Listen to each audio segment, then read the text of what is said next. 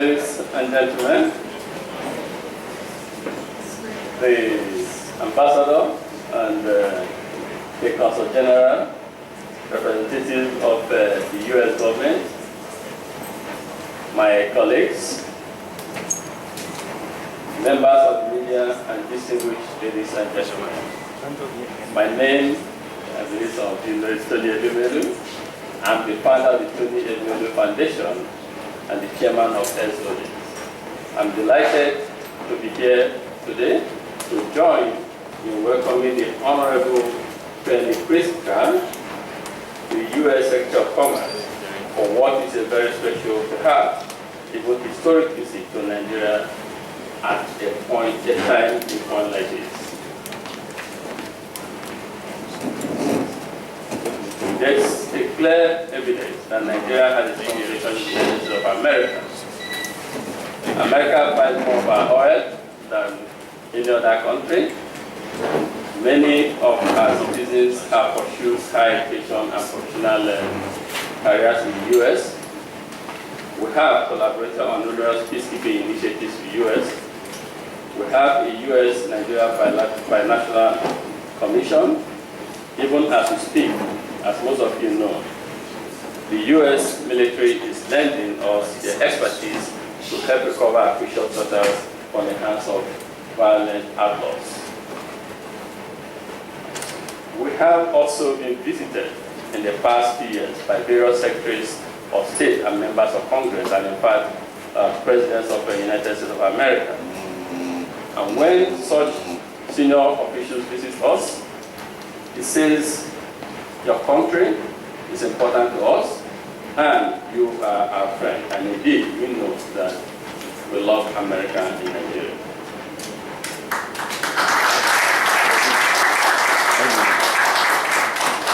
However, when the U.S. Secretary of Commerce comes to visit, it says a lot more. It says that the U.S. is indeed ready to engage with the country, with Nigeria, in terms of commerce, in terms of economic development, in terms of industrialization, which is key to the development of our country. And that is why this visit is not only important, but extremely significant. And also coming at a time like this. And when I say time like this, you all know the importance, the meaning of that.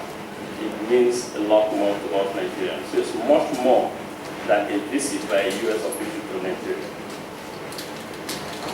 A native of Chicago, Illinois, prior to being sworn in as the Secretary of Commerce, the Honorable Penny Pritzker had distinguished herself as a business leader in her own right. I was discussing not long ago with her, and last night too, about past engagement in private sector prior to coming to government. So we know further the caliber of person who is here with us.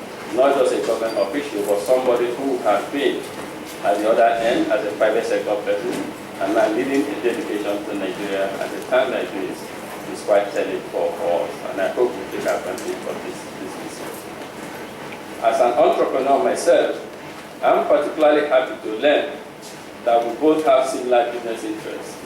In our business career, the Secretary has been involved in the financial services, real estate, and hospitality. He also served on the U.S. President's Council to increase U.S. jobs and competitiveness, as I am doing with the National Competitiveness Council of Nigeria. And in fact, anything that helps to create employment in the country is close to my heart. The key takeaway for all of us here is not how much Tony and Penny have in common, but how much U.S. and Nigerian businesses have in common, and which we should, hopefully, with this visit, begin to actually exploit this to lesser opportunity. We are already doing some business together, Nigeria and U.S., and while the Nigerian people are proud that our oil is serving to power the biggest economies in the world, we are about so much more than our oil industry resources. We are about agriculture, we are about telecoms, we are about real estate and hospitality, we are about entertainment, and we are about banking and financial services and much more. The era of brain drain is coming to an end in Nigeria. Every day, Nigerian diasporans are returning home because they recognize their home country to be a place of opportunity. Every day, new businesses are cropping up and others are evolving to adopt the highest standards of corporate governance well established in the U.S. and other developed economies. And every day, we are increasing our awareness that the Nigerian and African private sector has a vital role to play in our continent's development. And this is what I call Africa-centrism. And we are making real progress indeed. Our government has been focused on sectoral reforms, rebuilding our regulatory capacity and institutions, and investing in key sectors that drive the economy. The Nigerian private sector has similarly responded to these sectoral reforms and public investments with massive investments in the power, agriculture, and financial services.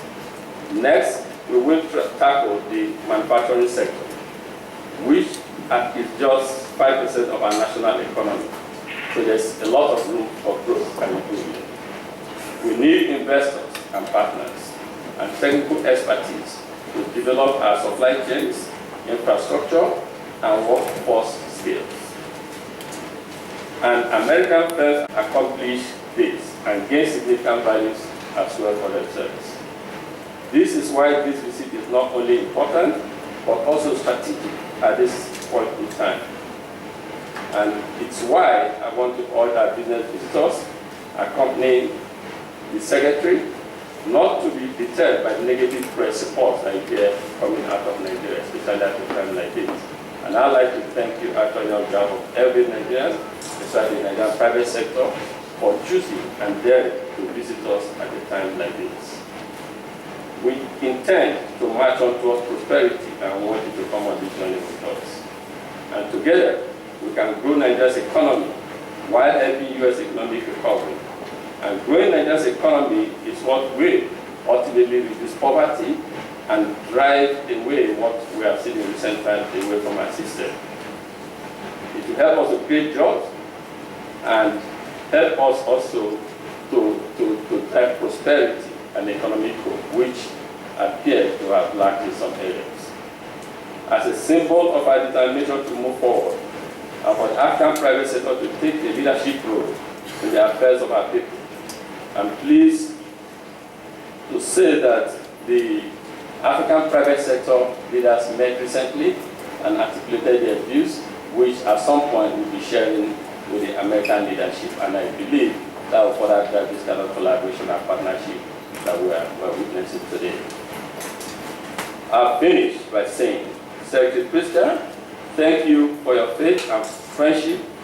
Thank you for coming to Nigeria at a time like this. And thank you, more importantly, for your business acumen and for betting on Nigeria. You should always bet on Nigeria, and we will not disappoint you.